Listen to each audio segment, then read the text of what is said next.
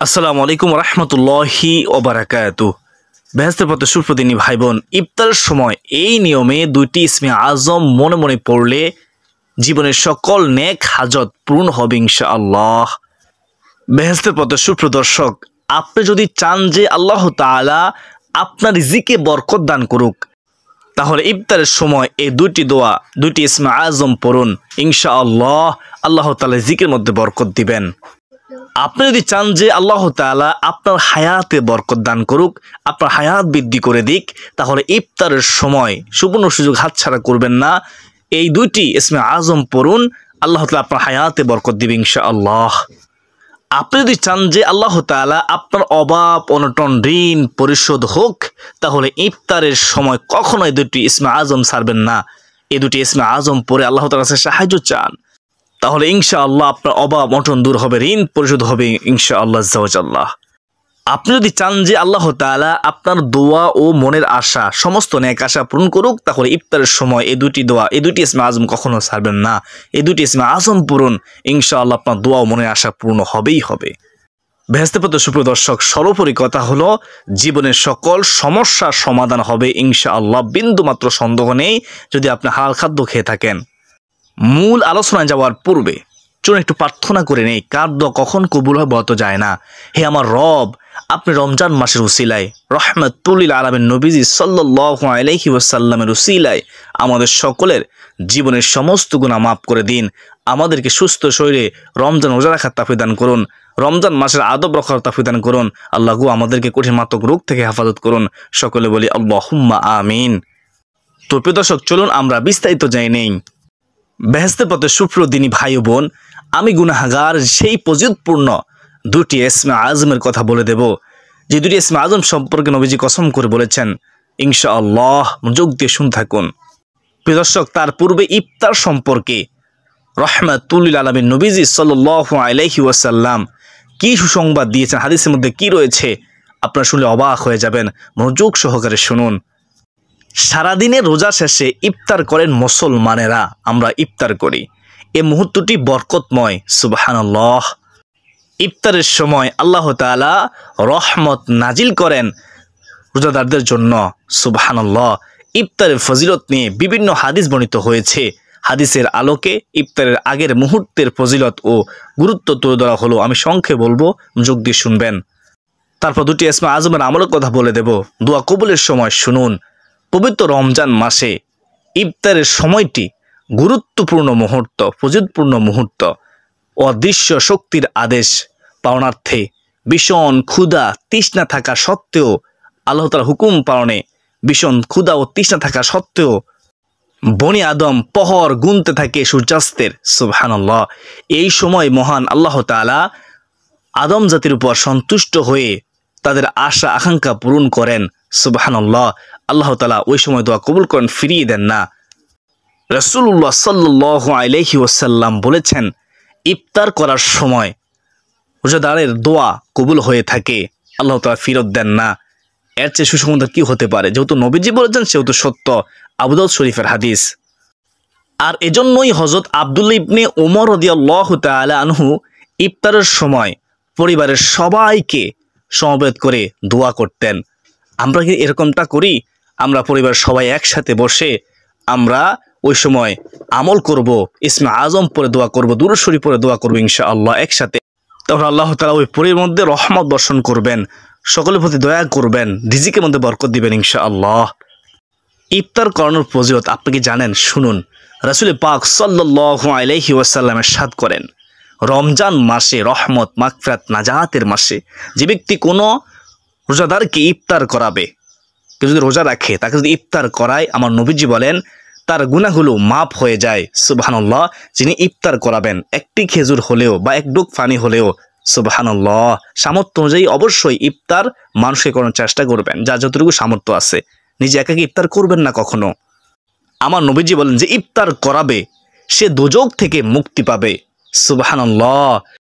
আর সে রোজাদারের সমপরিমাণ সওয়াব পাবে, নেকি পাবে, সুবহানাল্লাহ। কিন্তু এতে রোজাদারের সওয়াব থেকে কিছুই ঘাটতি হবে না, কমবে না, অর্থাৎ রোজাদারের সওয়াব কমবে না। আলহামদুলিল্লাহ, অত্যন্ত গুরুত্বপূর্ণ একটি বিষয় ইফতার করানো। আমরা অবশ্যই ইফতার করাবো সামর্থ্য অনুযায়ী, নিজে ইফতার করবো এবং অপরকে ইফতার করার চেষ্টা করব। ইফতারের সময় হলে তাড়াতাড়ি ইফতার করা সম্পর্কে হাদিসে কি রয়েছে শুনুন।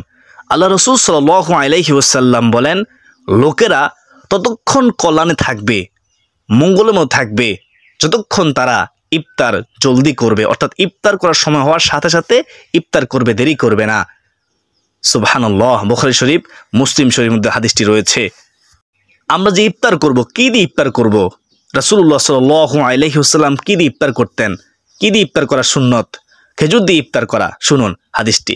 হাদিসে আছে হযরত সালমান ইবনে আমির রাদিয়াল্লাহু তাআলা থেকে বর্ণিত, রাসূলুল্লাহ সাল্লাল্লাহু আলাইহি ওয়াসাল্লাম ইরশাদ করেছেন, দয়ার নবী, মায়ার নবী, রাহমাতুল লিল আলামিন নবীজি বলেছেন, যখন তোমাদের মধ্যে কেউ রোজা ইফতার করে, সে যেন খেজুর কিংবা খুরমা দিয়ে ইফতার করে।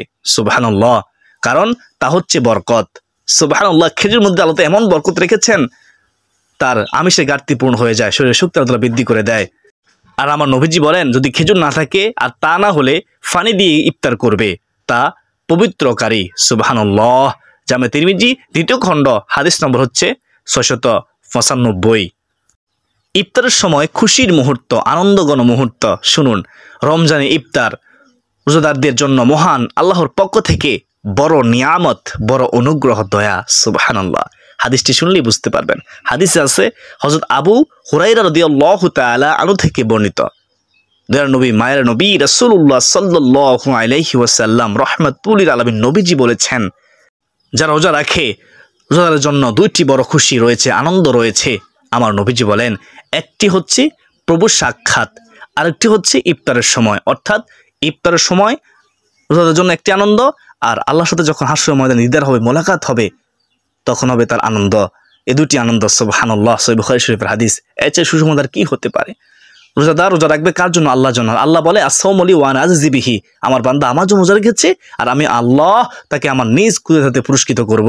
হাসরের ময়দানে একদিক দিয়ে হিসাব নিকাশ চলবে, অপর দিক দিয়ে আল্লাহ তাআলা মেহমানদারি করাবেন রোজাদারকে। সুবহানাল্লাহ, সুবহানাল্লাহ।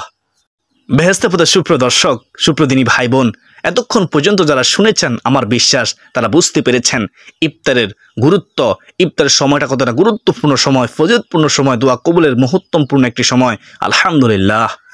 বেহেশতের পথে সুপ্রিয় দিনী ভাই ও বোন, এখন শুনুন কিভাবে ইফতারের সময়, সে গুরুত্বপূর্ণ সময়, দোয়া কবুলের সময়, এই ফজিলতপূর্ণ 2টি ইসমে আজমের আমল করবেন। ইনশাআল্লাহ আমি গুনাহগার যেভাবে বলবো সেভাবে করার চেষ্টা করবেন ইনশাআল্লাহ। বেহেশতের পথে সুপ্রিয় দর্শক, যখন ইফতারের সময় হবে, তখন ইফতার করার পূর্বে প্রথমে 3 বার দুরূদ ইব্রাহিম পড়বেন ইনশাআল্লাহ। আমরা কিন্তু অনেকেই ইফতারের সময় ব্যস্ত থাকি, অযথা সময় নষ্ট করি, তাই অনুরোধ করব ওই গুরুত্বপূর্ণ সময় অযথা সময় নষ্ট করবেন না। প্রিয় মুসলমান ভাই বোনেরা, চেষ্টা করবেন ইফতারের আগেই সমস্ত কাজ সেরে নেওয়ার।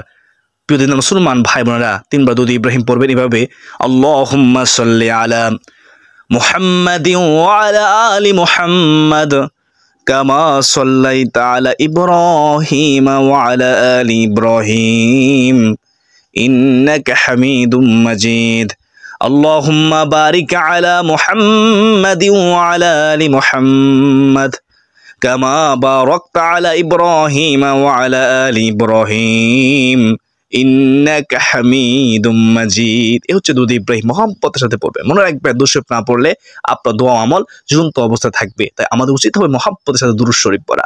দুরূদ ইব্রাহিম 3 বার পড়ার পরে প্রিয় দর্শক, তারপর তিরমিজি শরীফের 3525 নম্বর হাদিসে বর্ণিত এই দোয়াটি 3 বার পড়বেন ইনশাআল্লাহ। যখন পড়বেন মহব্বতের সাথে পড়বেন, তাড়াহুড়ো করবেন না, বিশ্বাস রেখে পড়বেন, নবীজির প্রেম ভালোবাসা অন্তর রেখে দোয়াটি পড়বেন। দোয়াটি হচ্ছে, ইসমে আজমটি হচ্ছে ইয়া যাল জালালি ওয়াল ইকরাম, ইয়া যাল জালালি ওয়াল ইকরাম, ইয়া যাল জালালি ওয়াল ইকরাম, যার অর্থ হলো হে মর্যাদাবান ও সম্মানিত। আল্লাহ তাআলার এই নামটি কোরআনে এসেছে 2 বার। কতবার এসেছে? 2 বার এসেছে। সুবহানাল্লাহ। সূরা আর-রহমানের 27 নম্বর আয়াতে ও সূরা আর-রহমানের 78 নম্বর আয়াতে। আলহামদুলিল্লাহ, ইয়া জাল জালালি ওয়াল ইকরাম। ইয়া জাল জালালি ওয়াল ইকরামের বিস্তারিত অর্থ হলো সমস্ত সৃষ্টি জগতের মালিক, যিনি সৃষ্টিকুল হতে ভয় পাওয়ার হকদার ও একমাত্র প্রশংসার যোগ্য, মহৎ বড় দয়া ও ইহসানের অধিকারী আল্লাহ। সুবহানাল্লাহ। এটি দিনে রাতে বেশি বেশি পড়ার কথা হাদিসে বলা হয়েছে। আমাদেরকে নবীজি বলেছেন বেশি বেশি পড়তে। এটা পড়লে রাসূলুল্লাহ সাল্লাল্লাহু আলাইহি ওয়াসাল্লামকে অনুসরণ করা হবে। নবীজি সাল্লাল্লাহু আলাইহি ওয়াসাল্লাম এক হাদিসে বলেছেন, তোমরা সব সময় ইয়া জাল জালালি ওয়াল ইকরাম পড়াকে নিজের জন্য অপরিহার্য করে নাও। বেশি বেশি করে তোমরা ইয়া জাল জালালি ওয়াল ইকরাম পড়ো। একেবারে সহজ ইসমে আজম, সবাই পারবেন। ইয়া জাল জালালি ওয়াল ইকরাম, তিরমিজি শরীফে 3525 নম্বর হাদিস।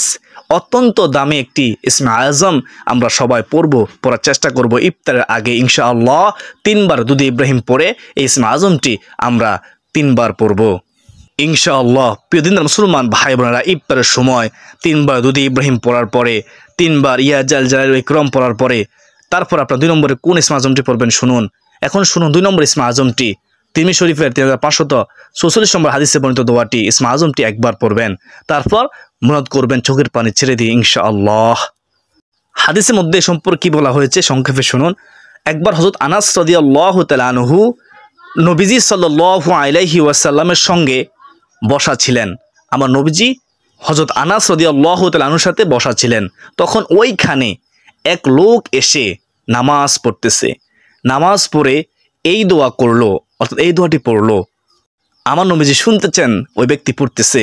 দোয়াটি হচ্ছে, আল্লাহুম্মা ইন্নী আসআলুকা বিআন্না লাকাল হামদু লা ইলাহা ইল্লা আনতাল মান্নান বাদিউস সামাওয়াতি ওয়াল আরদ ইয়া জাল জালালি ওয়াল ইকরাম ইয়া হাইয়্যু ইয়া কাইয়্যুম ইয়া হাইয়্যু ইয়া কাইয়্যুম। আল্লাহুম্মা, আমি আবার বলতেছি, খেয়াল করুন। আল্লাহুম্মা ইন্নী আসআলুকা বিআন্না লাকাল হামদু লা ইলাহা ইল্লা আনতাল মান্নান বাদিউস সামাওয়াতি ওয়াল আরদ ইয়া জাল জালালি ওয়াল ইকরাম ইয়া হাইয়্যু ইয়া কাইয়্যুম। রাসূল সাল্লাল্লাহু আলাইহি ওয়াসাল্লাম বললেন, তুমি আল্লাহর দরবারে ইসমে আজমের মাধ্যমে দোয়া করেছ। যে নামে ডাকলে, যে নামে আল্লাহ তাআলাকে স্মরণ করলে মহান আল্লাহ তার ডাকে সাড়া দেন। সুবহানাল্লাহ। এবং নবীজি বলেন, কিছু চাইলে, প্রার্থনা করলে, দোয়া করলে তা দান করেন, ফিরিয়ে দেন না। অত্যন্ত দামি একটি আমল ইসমে আজমের আমল, যে আমল করলে আল্লাহ তাআলা কখনো দোয়া ফিরিয়ে দেন না। যদি হালাল খাদ্য খেয়ে থাকেন, যদি হারাম থেকে বেঁচে থাকতে পারেন। মুসলমান ভাই বোনা, তিরমিজি শরীফ 3544 নম্বর হাদিস। যেহেতু নবীজি সাল্লাল্লাহু আলাইহি ওয়াসাল্লাম বলেছেন, সেহেতু অবশ্যই দোয়া কবুল হবে। আল্লাহ তাআলা ফেরত দিবেন না। তা বিশ্বাস রেখে, মহাব্বত রেখে, একমাত্র আল্লাহকে খুশি করার জন্য নবীজির প্রেম ভালোবাসা অন্তর রেখে আপনারা ইফতারের আগে এই ইসমে আজমটি আপনারা একবার কমপক্ষে পড়ে নেবেন। চাইলে আপনি বেশিও পড়তে পারেন, 2 বার 3 বার, তবে কমপক্ষে একবার পড়ে নেবেন। তো প্রিয় দর্শক, আশা করি সকলে জানতে পেরেছেন কীভাবে ইফতারের সময় ইসমে আজমের আমল করবেন ইনশাআল্লাহ। আমি গুণগার সংক্ষেপে আবার বলে দিচ্ছি। ইফতারের সময় যখন হবে, ইফতারের আগে কিছুক্ষণ সময় নিয়ে আপনারা প্রথমত দুরূদ ইব্রাহিম 3 বার পড়বেন। দুরূদ ইব্রাহিম 3 বার পড়ার পরে তারপরে আপনারা ইয়া জাল জালালি ওয়াল ইকরাম, ইয়া জাল জালালি ওয়াল ইকরাম, ইয়া জাল জালালি ওয়াল ইকরাম 3 বার পড়বেন।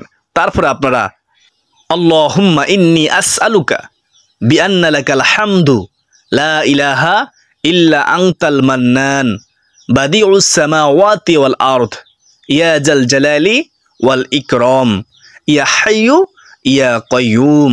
আপনি দেখে দেখেও এই দোয়াটি পড়তে পারেন। যদি মুখস্থ করতে না পারেন, যদি সম্ভব নাই হয়, তাহলে আপনি দেখে দেখেও পড়তে পারেন, স্ক্রিন দেখে দেখে। তো তারপরেও আপনার এই দোয়াটি ইফতারের আগ মুহূর্তে একবার পড়বেন ইনশাআল্লাহ। বেহেশতের পথে সুপ্রিয় দর্শক, সর্বশেষ এভাবে আমল করে চোখের পানি ছেড়ে দিয়ে ইফতারের সময়, ইফতারের মুহূর্তে মুনাদ করবেন ইনশাআল্লাহ। সকলের জন্য দোয়া করবেন, সারা বিশ্বে মুসলমানের জন্য দোয়া করবেন, যারা কবরবাসী তাদের জন্য দোয়া করবেন, যারা অসুস্থ আছে তাদের জন্য দোয়া করবেন, কারণ ওই সময় দোয়া কবুল হয়। বিশ্বাস থেকে দোয়া করবেন, আদবের সাথে দোয়া করবেন।